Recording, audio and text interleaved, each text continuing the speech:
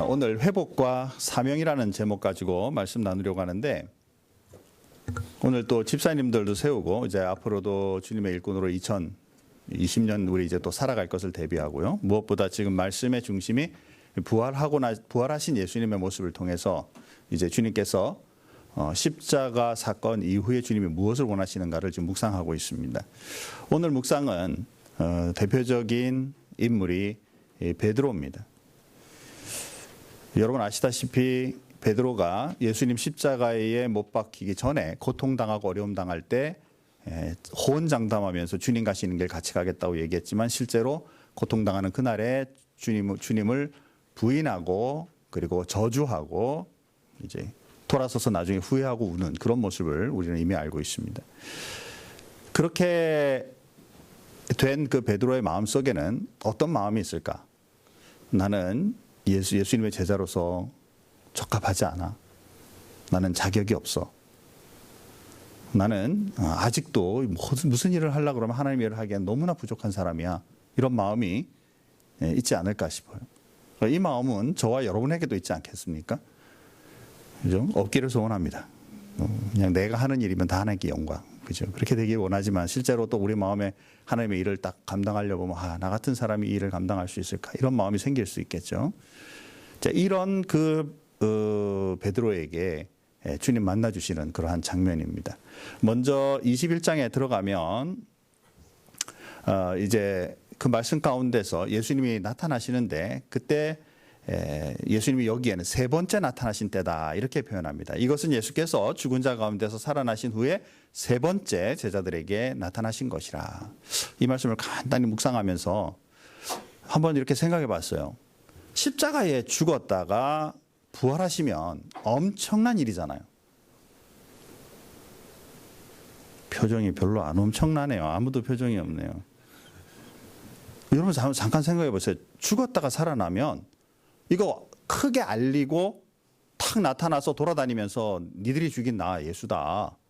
내가 이제는 내 모든 일을 다 했으니까 나를 믿어라. 그리고 광고도 하고, 그죠? 인터넷에도 좀 알리고, 페이스북에도 좀 알리고 해가지고 많은 사람들이 모이게 해서 하나님의 권능을 탁 나타나시면 정말 많은 사람들이 예수를 믿지 않겠어요?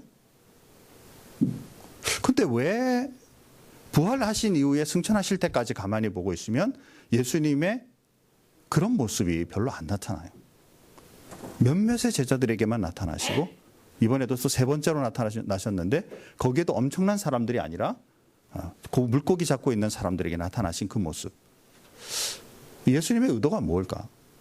왜 자신을 드러내면서 많은 사람들을 모아 복음의 능력과 은혜를, 이 하나님의 권능과 능력을 보이는 방법을 사용하지 않으시고 몇몇의 사람들을 만나, 특히 훈련과 같이 했던 많은 제자들 중에 그 소수의 많은 사람들을 만나 그들과 지금 얘기들을 나누시고 계시는 걸까? 복음의 능력은 오픈되어 있는 굉장한 많은 사람들을 모아서 가는 방법보다 주님의 방법은 한 분 한 분들이 주님 앞에 서는 것을 주님은 원하시는 것이 아닐까? 말씀을 통해 보게 된다는 것이죠. 자, 이때 이 3절에 보면 시몬 베드로가 상태가 이렇습니다.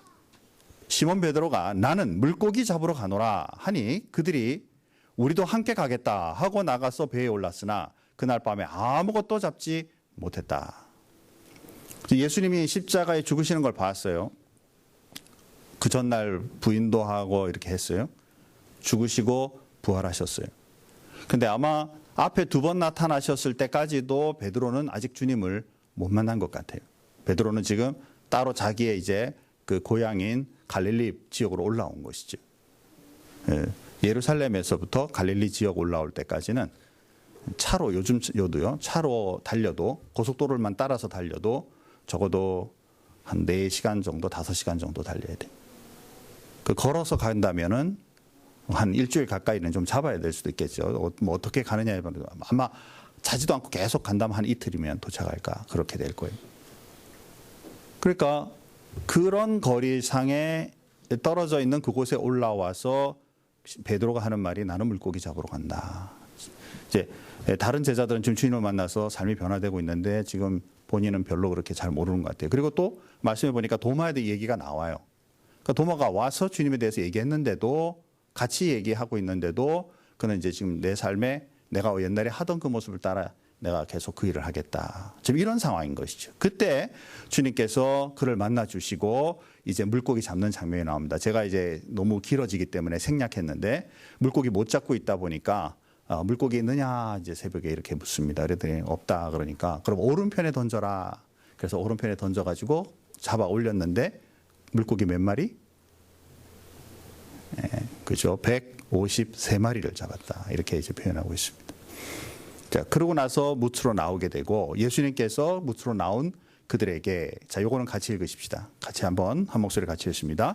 예수께서 이르시되 와서 조반을 먹으라 하시니 제자들이 주님이신 줄 아는 고로 당신이 누구냐 감히 묻는 자가 없더라. 아멘. 자, 예수님께서 낚시하고 나온 지금 이제 어업을 하고 나온 그 사람들에게 아침 식사를 미리 준비하시고 계시다가 와서 같이 밥 먹자 이렇게 얘기를 한다는 것이죠. 어떤 면으로 보면 위대하신 죽음에서 부활하신 그분이 뭐 굳이 아침까지 막 준비하고 이럴 필요가 있을까라는 생각도 들어요. 또 우리 일반적으로 생각에는 그냥 밑에 사람이 스승을 준비해서 이렇게 대우하는 게 맞지 스승이 아랫 사람을 먼저 한다 이런 생각 별로 우리는 안 할 수도 있는데 주님은 사실 위아래를 따지시는 게 아니라 섬김의 모습을 이때도 보이시는 것이죠. 자, 그래서 우리가 그 예수님께서 나타나시고 이제 승천하실 때까지도 가만히 우리가 살펴보고 있으면 지도자로서 사람들에게 지도자로서 권위를 나타내시기보다는 그를 섬기는 모습을 통해 세워주시는 모습을 훨씬 더 많이 보게 된다. 아침 식사를 준비하고 이제 먹게 되는 그런 장면. 이스라엘 가면요, 갈릴리 가면 요 지역을 진짜 뭐 2000년 전 얘기니까 이게 진짜 그 장소인지 정확하게 모르겠어요. 그런데 정황상으로 보면 여기쯤 된다 그래서 거기에다가요 교회를 지어놨어요. 그리고 옆에 이렇게 상징적으로 이렇게 또 만들어 놓기도 하고 또 베드로가 이렇게 주님의 그 은총을 받고 있는 그런 장면을 이렇게 만들어 놓기도 하고 현실적으로 있었던 그 장면이 이렇게 보여주고 있는 것이죠. 우리가 여기서 이 말씀 속에서 하나 알 수 있는 건 우리도 삶 속의 지도자라면 그 권세와 권위를 사용하고 누르는 것이 아니라 그 권세와 권위를 사용하여 섬기는 곳에 바로 가야 된다. 우리가 대통령이 된다 그러면 많은 분들이 대통령이 되면 국민들을 섬겨주시는 그런 분으로 우리가 인식하고 있고 실제로 그런 분들이 서야 되겠죠. 당연히. 자, 그분들이 그래야 되고 나는 아니다가 아니라 여러분도 안 믿는 사람들에게도 우리는 믿는 사람으로서 그들을 섬겨주어야 예수님을 만나는 그런 장면이 될 수 있을 것이다. 자, 그리고 나서 오늘 읽은 장면에서 보면 시몬 베드로를 따로 만나세요. 그리고 옆에 앉아서 베드로에게 이제 세 가지의 질문을 합니다. 자, 첫 번째 질문은 그들이 조반 먹은 후에 예수께서 시몬 베드로에게 이르시되 요한의 아들 시몬아 내가 이 사람들보다 나를 더 사랑하느냐? 그러니까 당연히 베드로가 뭐라고 말하겠어요? 내가 더 사랑합니다라고 말을 하죠. 그러니까 내 어린 양을 먹여라. 이 어린 양은 보통 양보다 작은 새끼를 말하는 것이죠. 자, 그리고 또 이제 두 번째 묻습니다. 또 두 번째 이르되 요한의 아들 시몬아 내가 나를 사랑하느냐? 하시니 이르시되 주님 그러하나이다. 내가 주님 사랑하는 줄을 주님 아십니다. 또 내 양을 치라 이렇게 말씀합니다. 자, 그리고 이제 또 세 번째 묻습니다. 세 번째 이르시되 요한의 아들 시몬아 내가 나를 사랑하느냐 하시니 주께서 세 번째 내가 나를 사랑하느냐 하심으로 베드로가 근심하여 이르되 주님 모든 것을 아시오매 내가 주님을 사랑하는 줄을 주께서 아시나이다. 그러니까 예수님께서 내 양을 먹여라. 사랑하는 성도 여러분, 여러분이 이 말씀을 많이 들어오던 말씀일 거예요. 그리고 한번 또 우리가 이 말씀을 대할 때마다 한번 눈을 감고 상황을 한번 늘 묵상할 수 있기를 바랍니다. 여러분이 베드로라면 주님과 1대1의 관계에 서서 대화하고 지금 이렇게 갈 때 마음이 어떨까? 그죠? 제가 누구에게 굉장히 큰 실수를 했는데 우연찮은 기회에 둘이 딱 마주 앉아서 대화할 기회가 있었다. 그럼 제 마음은 어떨까요? 부담스럽죠, 그죠? 굉장히 부담스럽고 또 내가 잘못한 거 분명히 알고 있다면 진짜 더 뭐랄까요, 뭐 소위 한국말로 말하면 쥐구멍이라도 있어도 도망가고 싶은 그런 마음일 수도 있을지 몰라요. 자, 그 다음에 그런 상황에서 내가 잘못한 그 상대방이 나에게 어떻게 대해주기를 바랄까요? 또 반대로 나한테 엄청난 실수를 한 사람이 있어요. 그 사람을 만나 앉아 있는데 여러분은 그분들을 어떻게 대할 건가요? 우리 같으면, 아니 우리가 아니고 저 같으면, 아닌 분이 더 많을 수도 있기 때문에 저 같으면 아마 잘못한 거 먼저 지적하려고 할 거예요. 그때 그럴 수가 있냐 이렇게 이제 말할 것 같아요. 저 같으면. 주님은 그 말씀을 먼저 하지 않았어요. 그래서 사과를 받고 싶어. 뭐 정치적 용어로 보면은 뭐 잘못했다고 사과 한 번은 하면 될 걸 왜 그렇게 질질 끄냐 뭐 이런 말들을 뉴스에서 많이 보고 있는데 우리도 그렇죠. 그러니까 주님도 너 그때 왜 그랬을까? 이렇게 이제 그러면 이제 좀 더 굳건하게 서지. 온유하게 좀 해서 잘못한 거 한번 지적해 주시고 그다음 축복을 말씀하면 좋겠는데 주님은 그 말씀 전혀 안 하시죠. 뭐라고 물어요? 사랑하느냐라고 물었어요. 그 실수들이 지금 우리가 삶 속에 느끼고 있는 부족하고 연약한 모든 실수들이 내 인간성이 아직도 덜 돼서 내 죄성이 너무 강해서 뭐 등등의 많은 이유를 댈 수 있겠지만 근본적인 해결은 주님 진짜 사랑하면 살아계신 하나님을 진짜 믿고 있으면 그 사랑과 그 은혜로 내가 은혜를 입은 자라면 내가 그런 실수 가운데 가지 않을 것을 주님은 아시기 때문에 앞쪽에 잘못한 허물을 대하기보다 근본적인 문제를 먼저 대하고 계신다라는 것이죠. 묵상할 때마다 목회자로서 좀 나도 좀 이런 사람이 됐으면 좋겠다라고 생각해요. 저에게 잘못하고 있는 많은 사람들에게 나한테 잘못한 걸 묵상하기 시작하면요, 저도 마음 상하거든요. 힘들고 지쳐지고요. 그래서 이런 일을 계속 해야 되나라는 생각이 자꾸 들고요. 그런데 그걸 묵상하기보다는 나부터 먼저 하나님의 사랑 가운데 서는 자가 되고 저분도 하나님의 사랑으로 인해서 저렇게 남에게 상처 주는 삶에서 좀 벗어날 수 있기를 정말 바란다라는 마음으로 만약에 우리가 신앙생활을 하고 사람들을 대할 수만 있다면 세상이 변하지 않겠어요. 주님은 베드로에게 대하실 때 그런 마음으로 대하고 계신다라는 거예요. 근본적인 사람들에 대한 기대감은 그 사람의 착함으로 인해 내가 이익과 동력자 됨을 간구하기 앞서 그분이 진짜 하나님의 사랑 가운데 있는 사람이라면 좋겠다. 그래서 그분도 하나님의 사랑을 누리고 있는 사람이고 나도 하나님의 사랑을 누리는 사람이라면 좋겠다. 이런 생각을 한다는 것이죠. 주님께서 이렇게 내가 나를 사랑하느냐 이렇게 말씀하셨는데요. 요거를 제가 좀 잘난 체를 오늘은 좀 하려고 합니다. 아주 조그마하지만 헬라어가 쫙 써 있어요. 맞죠. 그리스어. 시몬, 아가페스, 메, 시몬, 사이몬. 저 뒤에 사이몬이 있어요. 그죠? 시몬의 아들, 요한의 아들 시몬아. 아가페스, 메, 아가파스. 아가페라는 사랑이라는 단어를 사용하고 있어요. 그랬더니 이 베드로가 그러면은 아가페의 사랑으로 대답을 해야 될 텐데 필레오세라고 대답을 해요. 필레오의 사랑으로 대답을 합니다. 그러니까 다시 또 주님이 두 번째 시몬 아가파스 메라고 묻습니다. 나를 사랑하느냐? 똑같이 베드로가 필로세라고 대답을 합니다. 그러니까 세 번째 예수님께서 이제 눈높이를 낮추시는 거예요. 시몬 필레이스 메 필로의 사랑을 가지고 묻습니다. 그때 근심하며 주님 앞에 말하기를 필로세라고 대답을 해요. 뭐 이거 너무 깊이 있게 우리가 가려고 할 필요는 없습니다. 이 헬라어에서는 사랑이라는 단어가 굉장히 많은 종류의 사랑으로 말하고 있거든요. 여러분이 잘 안 할 수도 있겠습니다만 에로스라는 사랑, 그죠? 그러니까 또 필레오, 우리 일반적인 사랑, 형제간의 사랑, 그죠? 또 부모 자식 간의 사랑, 하나님과 같이 하나님에 대해서 사랑하는 아가페의 사랑, 이런 단어들로 나누어서 쓰고 있는데 예수님께서 먼저 물으실 때 인간적인 눈높이에 맞추어서 필레오의 사랑을 먼저 사용하지 않고 하나님의 사랑에 대해서 먼저 묻는 거죠. 그런데 베드로는 하나님을 사랑하는 그 마음으로, 또는 하나님이 나를 사랑하시는 마음으로 당신을 사랑합니다라고 말하지 않고 인간으로서 할 수 있는 최고의 사랑으로 당신을 사랑합니다라고 표현을 하고 있어요.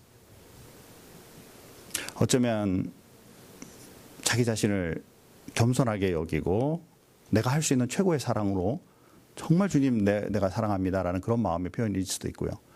또 그냥 언어적으로 보면 같은 다 사랑의 단어니까, 그러니까 주님이 그렇게 말씀하시도 사랑하느냐라는 단어만 생각해서 나도 사랑한다는 단어로 썼을 수도 있고, 우리가 두 번에 걸쳐서 그 단어를 사용하시다가 세 번째 바꾸시는 그런 모습을 보면서 주님이 요청하시는 것은 사실은 사랑하는, 우리가 인간으로서 할 수 있는 최고의 사랑으로 주님을 사랑하기를 원하시는 그 마음이 여기에 깔려 있지 않을까라는 것입니다.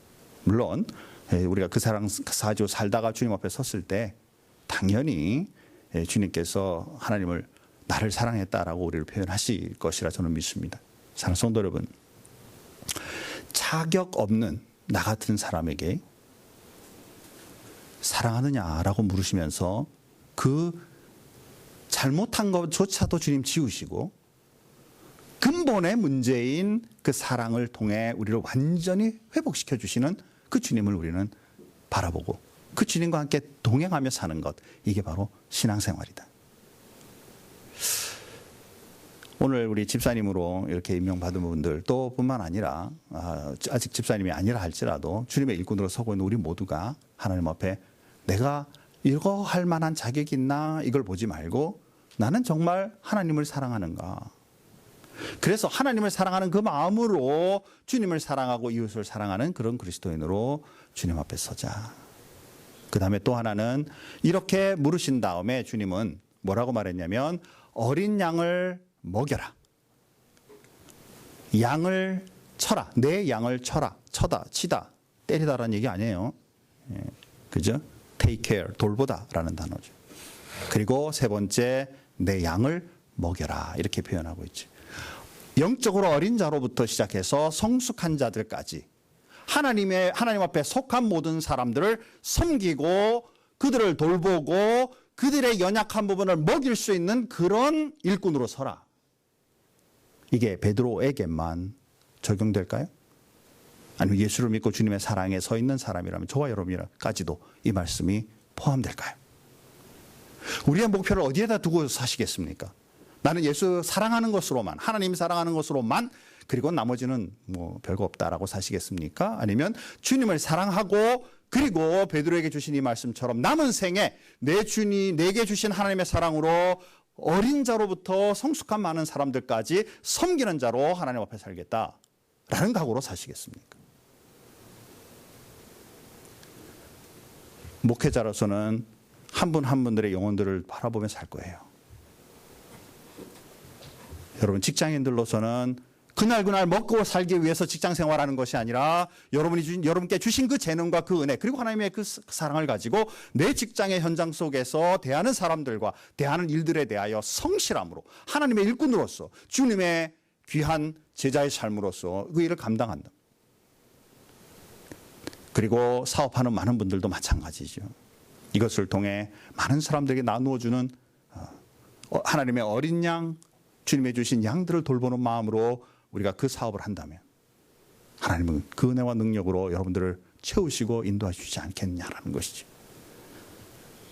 가르치는 우리 교사들이나 교수들이나 의사들이나 변호사들이나 정치인들이나 하나님이 주신 그 은혜 가운데 이것으로 통해 돌보는 마음으로, 그들을 섬기는 마음으로 주님 살아가기를 원하시는 말씀이 오늘 이 아침에 있다라는 것이죠. 뒤에 더 많은 말씀이 있는데요. 여기서 마치겠습니다. 사랑하는 성도 여러분, 나에게 자격이 있는가? 나 같은 사람이 이 일을 감당할 수 있겠는가? 그래서 못하겠다 라고 말하면 여러분은 하나님의 일을 전혀 할 수 없습니다. 나 같은 사람을 주님 찾아오셔서 사랑하느냐? 너 정말 주님 사랑하기 때문에 이 일을 감당할 수 있겠느냐? 그때 여러분은 어떻게 해야 될까요? 나 부족합니다. 나 연약합니다. 나 할 수 없습니다. 그런데 주님 나 도와주시고 함께 하시면 내 일을 감당하겠습니다. 내 연약함을 내가 판정하고 내가 안 하기로 작정하면 하나님의 일은 끝나는 거예요. 내 연약하고 부족한 부분들을 하나님 의탁하고 주님과 같이 가겠습니다 라고 말할 때 연약한 부분을 채우시는 하나님을 만나게 될 줄 믿습니다. 정말 그렇게 되기를 소원합니다. 내 연약한 부분들, 내 자격 없는 부분들을 내가 감당하여 없애는 것이 아니라 주님이 채우시고 인도하시는 그 은혜를 누리며 사는 그리스도인이 될 수 있기를 주님의 이름으로 축복합니다. 아멘. 기도하십시다. 하나님 감사합니다. 오늘도 말씀을 통해 베드로의 모습을 우리가 한번 묵상했습니다. 연약하고 부족한 부분들로 인해 정말 주님 앞에 서기, 앉아있기가 불편했을 수 있습니다. 그런데 주님께서 그가 잘못한 부분을 만지시지 않고 오히려 근본적인 그 문제를 다루고 있는 것을 말씀을 통해 보게 됩니다. 정말 사랑하느냐? 우리 사랑하는 성도님들과 부족한 종에게도 연약한 부분들이 많습니다. 감당하기 어려운 부분들이 많습니다.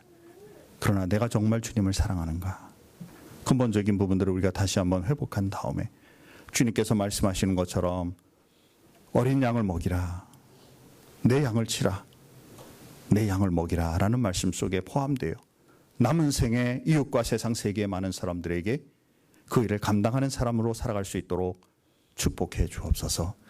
우리 속한 큰빛교회가 지역과 세상 세계를 향하여 이러한 직무를 감당하는 교회로 서갈 수 있도록 주님 인도해 주시기를 간절히 바라옵고 원하오며 예수님의 이름으로 기도하옵나이다. 아멘.